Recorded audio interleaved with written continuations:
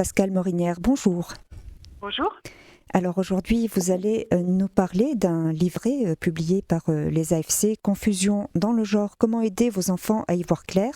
Auparavant, est-ce que vous pouvez vous présenter en quelques mots pour nos auditeurs ? Oui, bien sûr. Pascale Morinière, donc je suis mariée, mère de famille, je suis médecin généraliste et je suis la présidente de la Confédération nationale des associations familiales catholiques, les AFC. Alors, nous vous écoutons concernant cet ouvrage et puis ce thème si important dans notre société actuelle, donc le genre ou théorie du gender en anglais. Oui. En fait, on a été amené à s'intéresser à cette question parce que les AFC ont quelques 25 000 familles adhérentes et régulièrement, nous avons des retours de parents qui nous disent s'inquiéter à cause des questions de leurs enfants ou des questions des amis de leurs enfants. Et c'est un sujet qui monte, qui se développe dans la société. C'est le problème de ces jeunes qui disent ne pas être nés dans le bon corps. Voilà. Par exemple, nous avons eu tout récemment une documentaliste dans un CDI qui nous écrivait « Au collège, en début d'année, je voyais souvent arriver deux amis IES de 6e dans mon CDI. Je leur disais bonjour les filles et je les voyais sourire. Boucle d'oreilles, cheveux longs et le masque, je croyais avoir affaire à des filles. Et l'une des deux s'est révélée être un garçon. Il voulait être considéré comme une fille. Confusion totale, c'est assez déroutant, cela me perturbe beaucoup. » Voilà ce que peuvent expérimenter. C'est un documentaliste, mais les professeurs aussi ont ce genre de retour. Alors nous allons donc parler de ce sujet et pour que vous puissiez, chers auditeurs, suivre plus facilement, je vais commencer par vous donner les titres des petites parties que je vais développer, 8 courtes parties. D'abord, pourquoi la question du genre est-elle si actuelle ? Ensuite, en deuxième partie, la question du corps et de la sexualité dans le développement de l'enfant et de l'adolescent. Puis du genre et du dualisme du genre à l'unification de la personne. En quatrième partie, féminité et masculinité, que présenter, que dire à nos enfants aujourd'hui. En cinquième partie, du genre à la dysphorie de genre, les comparaisons internationales, ce qui se passe dans les autres pays sur ce sujet. Sixième partie, par quel biais est-ce que cela infuse, que cela diffuse dans la société ? En septième partie, des exemples de dialogue que l'on peut avoir, de réponses plutôt à apporter à ses enfants ou à ses adolescents. Et enfin, comment peut-on s'impliquer quand on est parent et que la question surgit dans l'école de ses enfants ? Voilà. Alors première partie, pourquoi la question du genre est-elle si actuelle ? Eh bien, à l'école, sur les réseaux sociaux, dans la littérature jeunesse, dans les séries, la question du genre est partout. Elle interroge, est-ce qu'il est encore possible à notre époque de parler de masculinité, de féminité ? Et puis, quels repères offrir aux enfants pour les aider à se construire ? En fait, ces questions, évidemment, se sont toujours posées, mais il arrive aujourd'hui qu'on ne sache plus comment y répondre, tellement le thème du genre, porté par un discours militant, semble avoir introduit dans les esprits une confusion. À l'origine de ces questionnements, les tenants du genre diffuse une idée selon laquelle il faudrait considérer séparément le sexe biologique, donc garçon, fille, homme, femme, sexe biologique d'une personne, et puis son genre. Le genre serait détaché du corps sexué pour être choisi indépendamment de lui, afin, disent les militants, de se libérer de tout déterminisme biologique et d'échapper aux constructions sociales qui seraient attachées. Ainsi, la masculinité et la féminité, détachées du réel du corps biologique, sont considérées comme des catégories qui enferment dans une identité non choisie, donc perçue comme arbitraire. Il y a eu, par exemple, un plan national d'action pour l'égalité des droits contre la haine et les discriminations anti-LGBT, mis en place par le gouvernement en 2020. Et puis plus récemment, vous vous souvenez sans doute, depuis la rentrée, une circulaire de l'éducation nationale qui s'intitule « Pour une meilleure prise en compte des questions relatives à l'identité de genre en milieu scolaire ». Cette circulaire est destinée au personnel des établissements primaires et secondaires et vise, je cite, à permettre l'épanouissement de toutes les orientations sexuelles, bi, trans, non-binaires, homo, hétéro, etc. Elles sont présentées comme toutes légitimes et le seul critère serait le choix de la personne selon son ressenti et son ressenti dès l'enfance.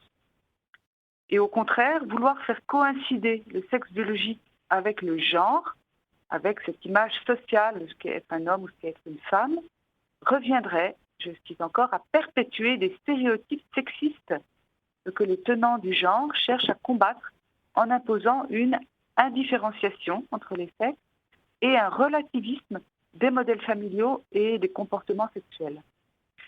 Selon cette approche, la famille, le mariage, la procréation, fondés tous évidemment sur l'altérité homme-femme, sont vidés de leur signification profonde car ils sont mis sur le même plan que l'homosexualité ou que l'homoparentalité. Et donc, vous voyez, il y a une perte du sens du corps sexué qui conduit de plus en plus d'enfants et d'adolescents à éprouver une inadéquation entre leur sexe et leur genre, masculin ou féminin. Ce malaise, que l'on nomme dysphorie de genre, est devenu la réponse facile, un peu rapide, à des questionnements plus profonds. On verra lesquels tout à l'heure.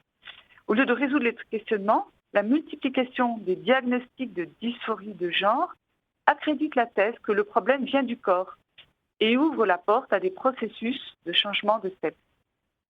Si on part du principe que tout est construit, eh bien les tenants du genre nient les différences anthropologiques et biologiques qui permettent de comprendre ce qu'est un homme, ce qu'est une femme et ce qu'est aussi leur vocation propre. Cette approche conduit à une impasse où il n'est plus permis d'envisager les différences hommes-femmes autrement que sous l'angle de la lutte des sexes.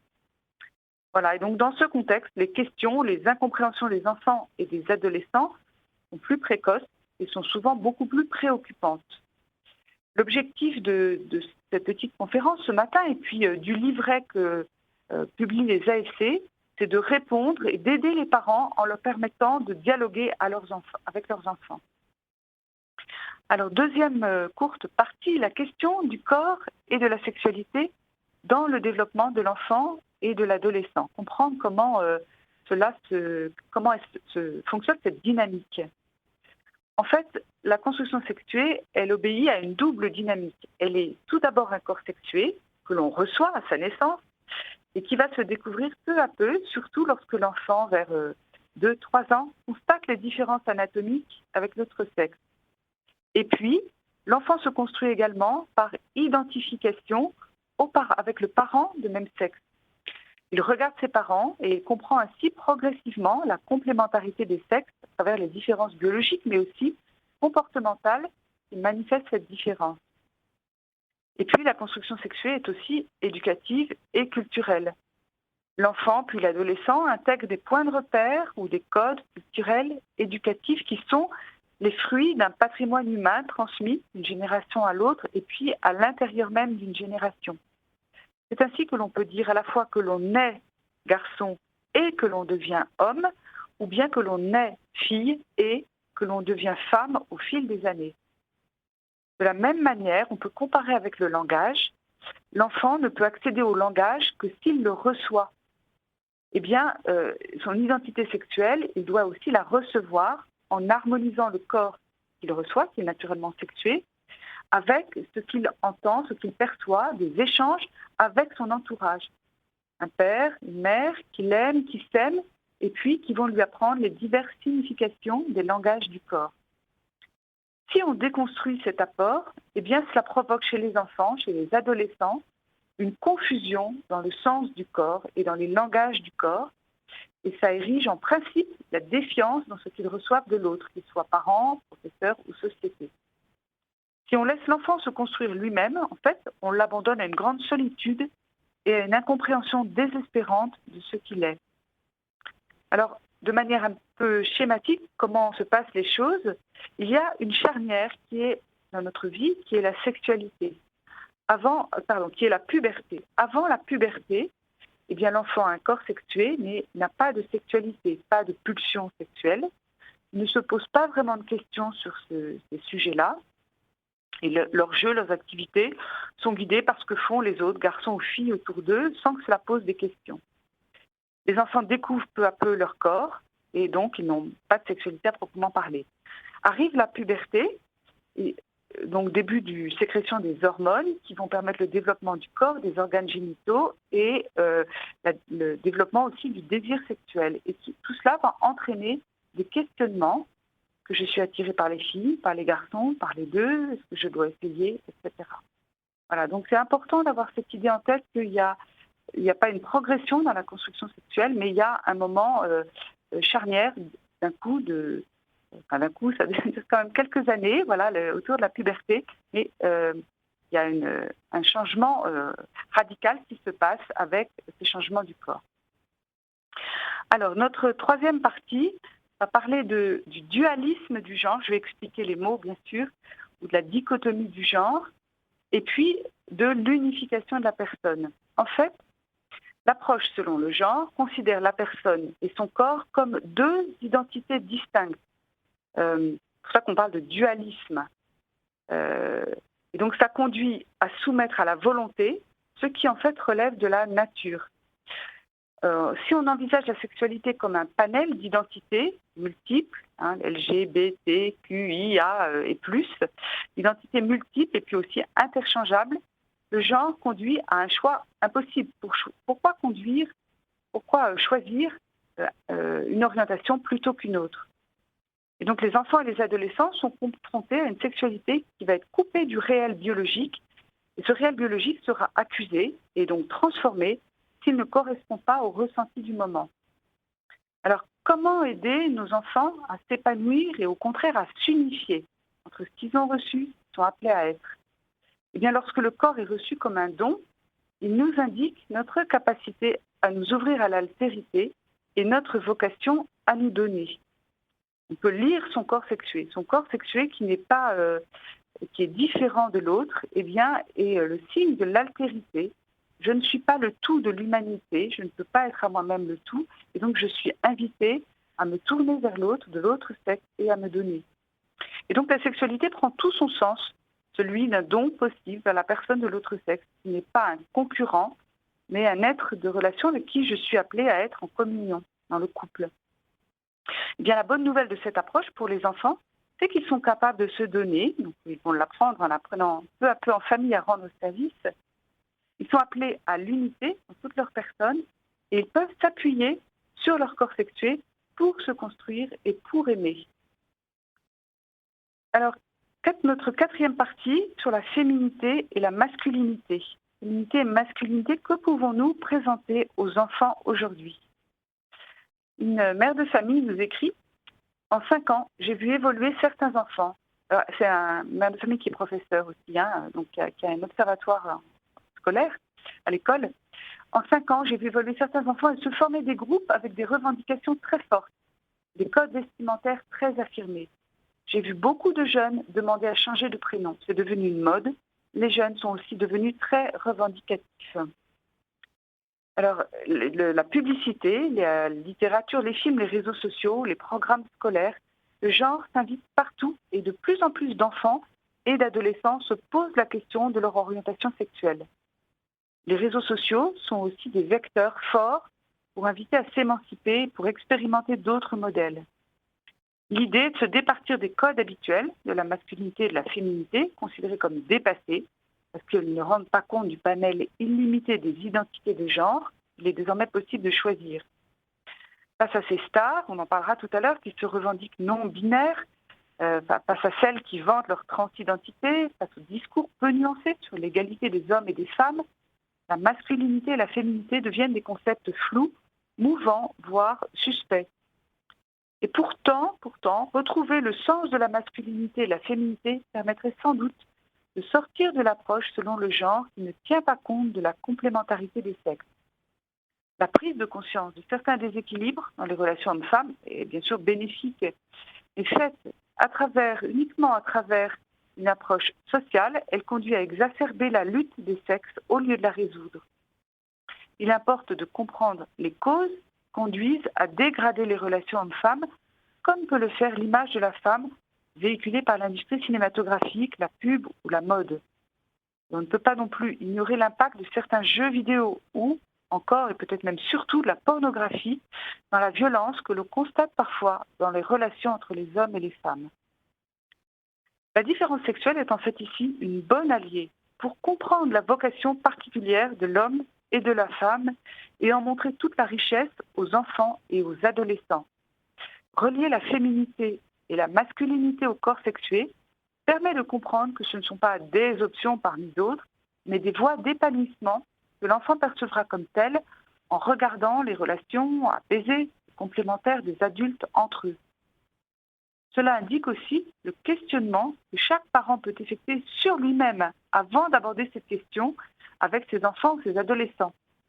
Est-ce que je suis à l'aise avec ma propre féminité, ma propre masculinité? Quel est mon rapport avec la ou les personnes de l'autre sexe? Faire le point sur soi-même peut aider les parents à aborder plus sereinement le sujet du genre avec les enfants. Alors, je voulais aussi vous parler des comparaisons internationales de ce qui se passe dans les autres pays. On observe les choses en France, comment est-ce que ça évolue ailleurs. Le premier pays qui a reconnu la dysphorie de genre et qui a commencé à offrir des soins pour les transgenres, donc c'est-à-dire la prise d'hormones, les bloqueurs de puberté, l'épilation, l'opération de la poitrine, le changement de sexe à partir de 18 ans, c'est l'hôpital Karolinska en Suède. Il y a eu un article, ça a été tiré d'un article du Figaro de juin dernier, qui montrait que dans cet hôpital,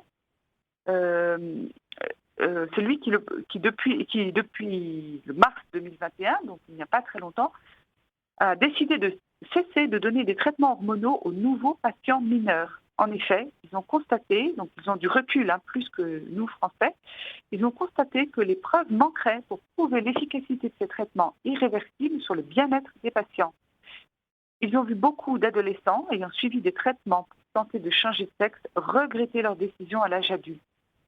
De plus, les hormones prises tout au long de la vie peuvent favoriser un certain nombre de maladies cardiovasculaires, certains cancers, l'ostéoporose ou encore des thromboses. Un chiffre, en 2001 en Suède, il y avait en tout et pour tout 12 personnes qui ont reçu un diagnostic de dysphorie de genre et été traitées. En 2018, elles étaient devenues 1859. Au Royaume-Uni et en Finlande, il y a eu des plaintes qui ont été déposées à la suite de transitions, donc de changements de sexe, et qui ont conduit ces pays à changer leurs recommandations et à renforcer les procédures avant traitement. Alors peut-être un petit focus sur ce dont on parle. Qu'est-ce que c'est que ces traitements de changement de genre? Et en France, qu'est-ce qui est autorisé? Que fait-on et à quel âge? Eh bien, en France, on peut donner des bloqueurs de puberté à partir de l'âge de 10 ans. Les bloqueurs de puberté vont inhiber la puberté, ils vont empêcher la croissance des organes sexuels et la production d'hormones. Ce sont des traitements réversibles. En revanche, la réassignation hormonale, qui passe par de l'hormonothérapie, un traitement par des hormones, va être possible à partir de 16 ans. Et ça, c'est un traitement irréversible. Il consiste à administrer des hormones sexuelles afin de déclencher des changements physiques qui iront dans le sens du genre désiré. Et c'est un traitement qui sera poursuivi à vie.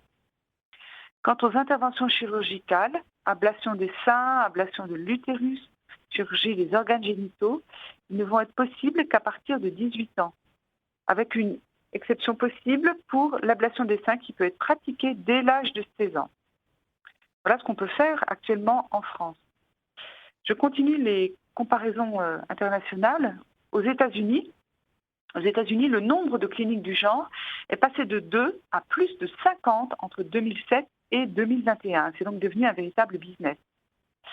En Écosse, il vient d'y avoir de nouvelles directives d'inclusion LGBT depuis cette année qui préconisent d'autoriser les enfants qui souhaitent à changer de prénom d'usage pour celui de l'autre sexe, et ce, sans le consentement de leurs parents. Et donc, il s'agit de laisser les enfants s'autodéterminer tout seuls, indépendamment de l'avis ou des conseils des autres adultes.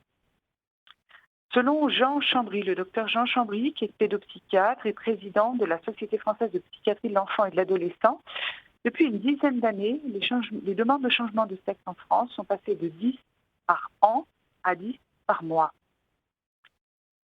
Alors pourtant, ces diagnostics de dysphorie de genre qui se multiplient se révèlent inefficaces à deux niveaux. D'une part, ils n'apportent aucune solution à ce qui relève parfois de troubles psychiatriques comme l'autisme, la dépression ou l'anxiété, qui vont être diagnostiqués à tort comme des dysphories de genre. Et d'autre part, ils n'expliquent pas les raisons qui conduisent de plus en plus de jeunes à éprouver ce malaise identitaire. Quelle en est la cause ? Aux États-Unis, il y aurait 2% des lycéens américains qui se diraient transgenres. quelle est la cause de cette évolution? Y a-t-il eu un traumatisme dans l'enfance, une impossibilité de s'identifier aux parents de même sexe, du harcèlement scolaire ou une agression sexuelle? En tout cas, en accusant le corps, le diagnostic de dysphorie de genre n'explique en rien ces malaises. Et par ailleurs, multipliés à l'excès, ces diagnostics conduisent à attribuer un caractère pathologique à ce qui relève parfois d'un processus développemental tout à fait naturel chez les enfants et chez les adolescents. Le malaise qu'ils peuvent éprouver traduit plusieurs choses. Bien, il peut s'agir des hésitations naturelles ou des tâtonnements habituels dans l'intégration de l'identité sexuée autour de la puberté. Chacun s'en souvient, ces changements étaient troublants, difficiles, et on a dû faire tout un chemin pour les intégrer à ce que nous étions. Ça peut être un mal-être relationnel ou affectif, un désir de reconnaissance sociale qui pourra pousser certains jeunes, voire certains enfants, à adopter les codes d'un groupe ou d'une mode pour bénéficier d'une identité particulière, d'une reconnaissance particulière. Ces processus, qui sont propres à leur âge, ne relèvent pas d'une pathologie liée à un genre ou à leur sexe. Et la preuve en est que dans la plupart des cas, la dysphorie de genre va disparaître à l'âge adulte. Alors pour prévenir ce malaise identitaire, ce que nous, parents, nous pouvons faire, l'enfant ou l'adolescent pourra s'appuyer sur des repères que les parents lui auront donnés, et ce, dès l'enfance. Connaître le sens du corps, le sens de la sexualité, des changements qui vont se passer autour de la puberté, les connaître à l'avance, pouvoir être prévenu, pouvoir montrer que la réalité des changements de sexe présentés comme des solutions bénéfiques est quand même un chemin, un parcours extrêmement difficile. Voilà, connaître tout ça est déjà très utile. Et puis résister au discours des transsexuels qui revendiquent la liberté de changement de sexe. Il peut être utile aussi de leur rappeler que les traitements hormonaux sont parfois irréversibles et doivent être pris à vie. Et donc, cette liberté imaginaire qu'il y aurait à changer de sexe n'est pas une liberté tant que ça, puisqu'il y a un boulet que l'on va ensuite tirer toute sa vie. Alors, 6e partie, par quel biais le genre infuse-t-il, diffuse-t-il dans la société? De façon explicite et parfois de façon diffuse, au détour d'un récit, à travers le personnage d'un film, dans une vidéo, un manga, une publicité. Les enfants, les adolescents, ou nous aussi adultes, nous sommes ou nous serons confrontés à ce que l'on nomme la transidentité. Pour prévenir l'incompréhension, voire le malaise que cela pourrait faire naître, la parole, le discernement avec eux et l'éveil de leur esprit critique leur permettront de s'épanouir tout en renforçant aussi les liens familiaux. Le plus proche, c'est un téléfilm qui a été diffusé sur TF1 le 1er novembre, qui s'appelait « Il et elle » et qui montrait un adolescent souhaitant changer de sexe. Des choses plus anciennes, on se souvient peut-être du film « Tomboy » en 2011, « Lola vers la mer » en 2019, mais on le voit aussi dans la mode, les collections non genrées, on le voit avec les stars, les mannequins, les influenceurs, les chanteurs, on le voit sur les réseaux sociaux, YouTube, Instagram, TikTok, Snapchat. Et puis au collège ou au lycée, il peut y avoir l'intervention d'associations LGBT dans les classes, dans le cadre de la campagne Tous égaux, tous alliés, du ministère de l'Éducation nationale. Certaines stars, comme Laverne Cox, qui est une actrice de série, première transgenre nommée aux Emmy Awards et qui a 4,8 millions d'abonnés sur Instagram, ou plus proche de nous en France, Bilal Hassani, qui était le représentant de la France pour l'Eurovision 2019 et qui dit « Il n'y a pas homosexuel, hétérosexuel, bisexuel, pansexuel, asexué. Il y a pour moi un arc-en-ciel dans lequel on se positionne et on voyage au gré de sa maturation et de ses rencontres. » Et Bilal Hassani a, lui, 1,1 million d'abonnés sur TikTok, 600 000 abonnés sur Instagram. Il y a des films documentaires, Petite fille en 2020, Sexe et identité au-delà de la binarité, aussi en 2020, ou bien le documentaire Normal en 2019. De la presse jeunesse, par exemple un livret sur l'égalité filles-garçons, inséré avec la revue J'apprends à lire. Voilà, donc dans de nombreux supports, et certainement d'autres que vous avez vous-même, chers auditeurs, pu observer, tout ça diffuse auprès de nous tous, et particulièrement auprès des enfants et des adolescents qui sont plus sensibles. Alors, quelques petits exemples de dialogue que nous pouvons avoir avec nos jeunes comment leur répondre. Par exemple, vos ados ont eu une intervention de militants LGBT dans un cours en classe et ils s'interrogent sur leur propre masculinité ou féminité. Eh bien, il peut être bon de rechercher avec eux ce qui les épanouit en tant que filles ou en tant que garçons. Toujours sur le mode de la question, avec les adolescents, il vaut mieux ne pas asséner des choses, des vérités, mais questionner. Parce que si on se positionne de manière surplombante, un peu autoritaire, ce qui marchait avec les enfants ne fonctionne plus à l'adolescence, et l'ado aura surtout envie de s'opposer à ce qu'il sera transmis. Donc on interroge. Qu'est-ce qui te bloque pour t'épanouir dans ce sens-là? Qu'est-ce qui t'épanouit au contraire comme garçon, comme fille? Qu'est-ce que tu as trouvé de militant dans l'intervention ou qu'est-ce qui t'a semblé juste ou moins juste? Pourquoi? Voilà, l'amener à s'interroger sur ce qu'il a reçu. Autre sujet, un ado qui pourrait être attiré par le fait de choisir son sexe, qui trouverait cela très émancipateur. En effet, l'ado a besoin de s'émanciper, d'être valorisé d'une autre manière. Eh bien, on peut lui rappeler que s'il ne peut pas choisir son sexe, il l'a reçu. En revanche, il peut tout à fait choisir comment s'épanouir, lui, dans son être, avec tous ses talents, l'aider à repérer ses talents pour apprendre peu à peu à quoi il est appelé, dans sa vocation, comment se donner et comment finalement aimer. On ne peut pas tout choisir, finalement c'est assez rassurant d'avoir un cadre.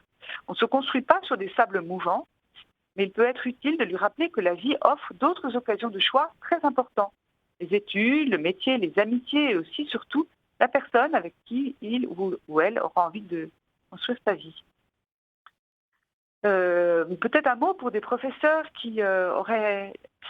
Notre exemple, des professeurs qui auraient des élèves qui trouvent que le modèle hétérosexuel est binaire et qui sont de plus en plus favorables au changement de sexe. Bien, je crois que d'abord, et puis c'est aussi le rôle de l'école, le terme binaire est à définir. Il est bien sûr issu de l'approche genrée des relations entre les hommes et les femmes. Définir les mots permet déjà de se parler en connaissance de cause.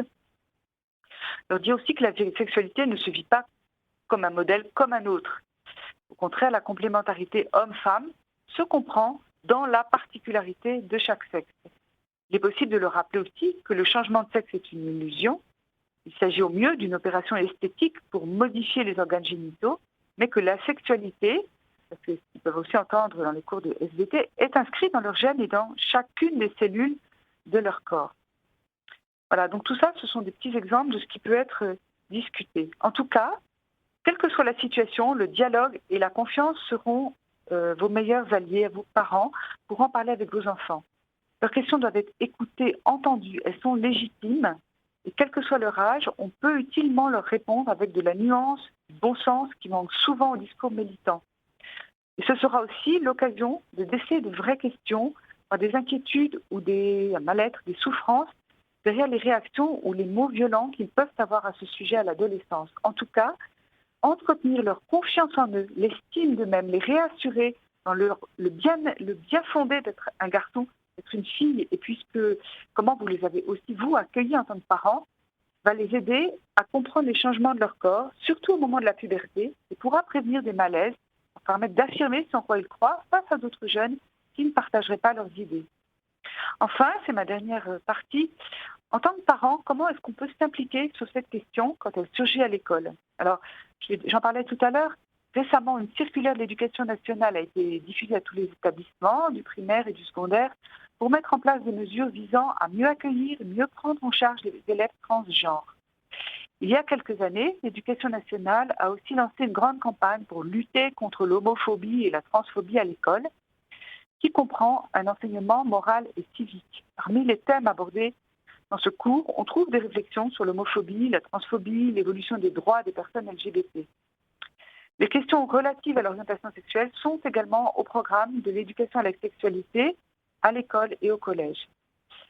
Si l'école doit faire face au choix personnel d'orientation sexuelle des élèves et veiller à ce que le respect, bien sûr, le respect mutuel règne entre ces murs, il importe de distinguer ce qui relève effectivement de la sexualité et donc de l'éducation sexuelle, et ce qui relève de l'orientation sexuelle, donc de choix individuels très personnels sur lesquels il n'est pas du ressort de l'école de se prononcer. Les parents, eux, ont toute légitimité pour veiller à ce que l'école n'outrepasse pas son champ d'action. Alors de manière très concrète, comment s'impliquer? Eh bien sûr, faire partie d'une association de parents d'élèves, ça peut être un bon relais, ça permet de dialoguer avec d'autres parents, les enseignants, la direction de l'école, mais aussi poser des questions, réunions de parents, sur les programmes, sur les thématiques, en particulier sur ce qui semble a priori consensuel, l'égalité, la lutte contre les discriminations, la lutte contre les stéréotypes, toutes ces thématiques recouvrent en fait de l'idéologie du genre. Aussi demander qui se charge des séances d'éducation sexuelle, s'il y en a qui sont annoncées, et puis renforcer l'éducation affective, relationnelle et sexuelle en proposant de faire intervenir dans l'établissement des associations sérieuses, Leclerc, Kinstar, etc., ou bien même en vous formant vous-même à intervenir dans les établissements.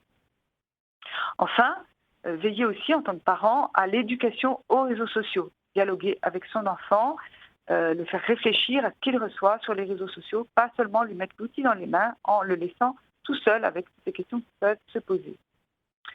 Voilà, nous en arrivons à la conclusion, avant vos questions. Eh bien, accueillir, écouter, expliciter, parler aux enfants avec bienveillance, leur permettra de s'épanouir et d'être capables d'aimer.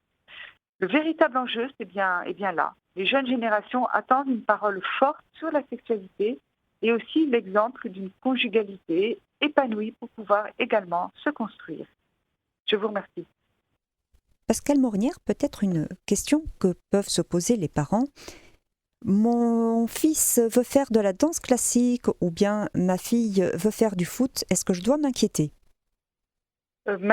S'inquiéter, non. Il faut vérifier effectivement quelles sont les motivations, comme pour toute autre activité. Mais je pense qu'il faut laisser le jeune s'engager, tester. Souvent, d'ailleurs, on le sait bien, ils testent des activités et il n'y a pas forcément l'envie qu'il y ait un suivi très long. Et puis, certains, oui, il y a des grands danseurs qui sont des hommes. On peut être viril et être un danseur, on peut être féminine et être une footballeuse. Je crois que les choses ne se jouent pas à ce niveau-là, mais au niveau du...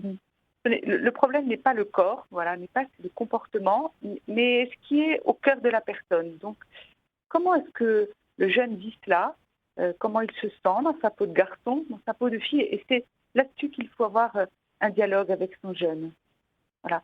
J'en profite aussi pour vous proposer aux auditeurs qui souhaiteraient acquérir le livret dont vous avez eu de larges extraits là ce matin.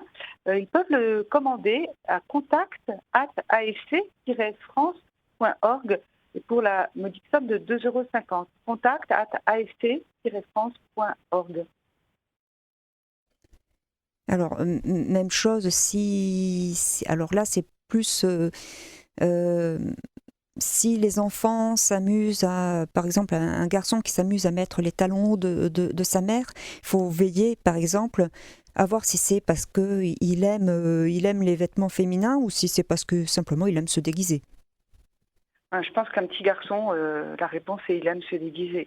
On a tous eu nos fils qui ont joué de cette manière-là, soit à mettre les grandes chaussures de papa, soit à mettre les chaussures à talons parce que c'est rigolo et qu'on marche un peu de travers. Voilà, il ne faut pas forcément toujours voir un problème. Il faut aussi rester un petit peu naturel avec nos enfants, accueillir leurs jeux sans les décrypter avec avec nos catégories d'adultes. Tout n'a pas une signification sexuelle ou sexuée, mais elle peut simplement relever du jeu. Alors c'est difficile aujourd'hui parce que évidemment je viens de passer 40 minutes à vous alerter sur ces questions-là et donc il peut y avoir de l'inquiétude et donc cette envie de tout décrypter.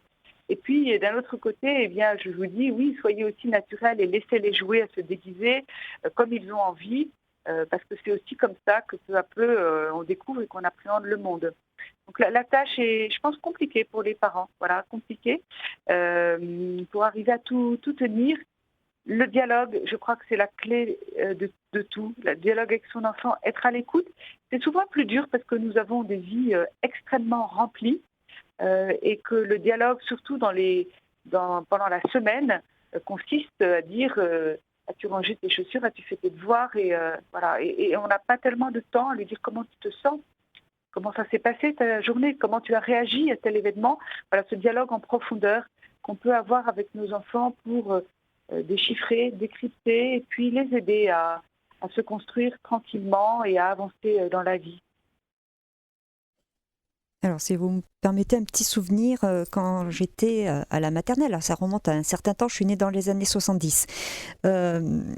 Il y avait certaines activités qui consistaient soit à coudre. Alors quand je dis coudre, bien sûr, un enfant de maternelle, il ne va pas faire du travail très, très précis. Et puis c'était une espèce de toile avec des grosses mailles et des aiguilles où on risquait pas de se faire mal.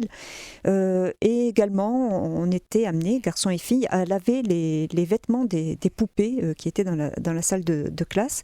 Alors du coup, avec le recul, je me demande, est-ce que c'était un début justement de promotion de la théorie du genre, ou peut-être tout simplement c'était pour habituer les garçons à participer aux tâches ménagères? Alors, années 70, je pense qu'il n'y avait pas encore toute cette réflexion aussi élaborée, vous voyez, avec très idéologique en fait. Ce qu'on peut retrouver, euh, moi, mes enfants, il y a de cela une vingtaine d'années, dans la crèche où ils étaient, on interdisait aux petits garçons de faire pipi debout pour qu'ils fassent comme les petites filles. Donc là, il y avait, au début des années 2000, il y avait déjà des choses très idéologiques. Dans les années 70, c'était encore très tôt. Très tôt, c'était encore cantonné à l'université, et plutôt l'université américaine. C'était tout juste, ça arrivait tout juste en France. Donc je pense que ce n'était pas le cas. C'est sans doute une maîtresse qui devait vouloir faire tester tout. Peut-être que vous ne vous rappelez plus les activités plus classiquement de l'ordre des tâches masculines que vous avez fait. Je sais pas, vous ne jouiez pas aux voitures peut-être aussi quand vous étiez en maternelle, ce genre d'activité? Alors, à la maison, j'avais des voitures. Je préférais les voitures plutôt que le nécessaire de la ménagère. Voilà, je trouvais que les garçons avaient de la chance d'avoir des jouets beaucoup plus intéressants que ceux proposés aux filles.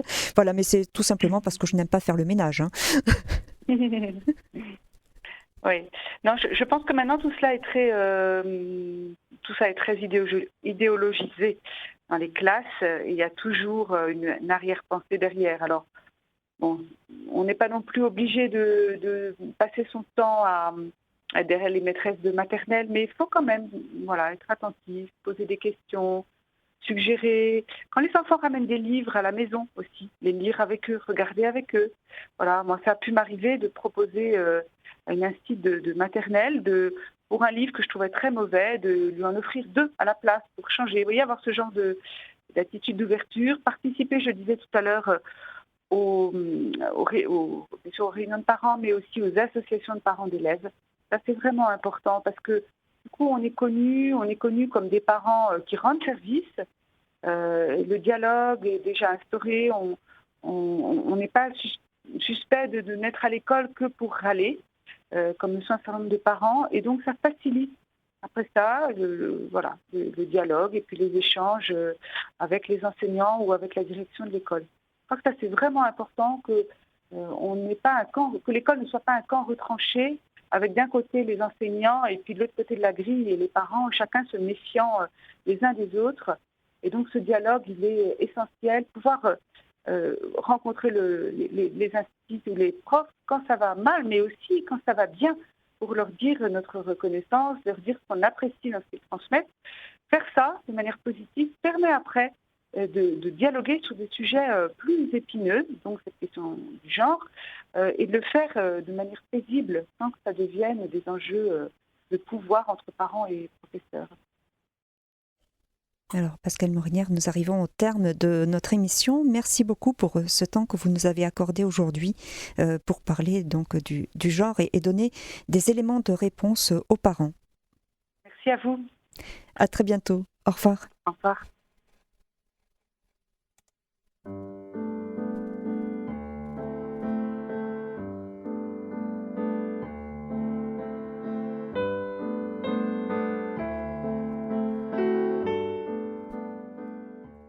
Chers auditeurs de Radio Maria, c'était l'émission sur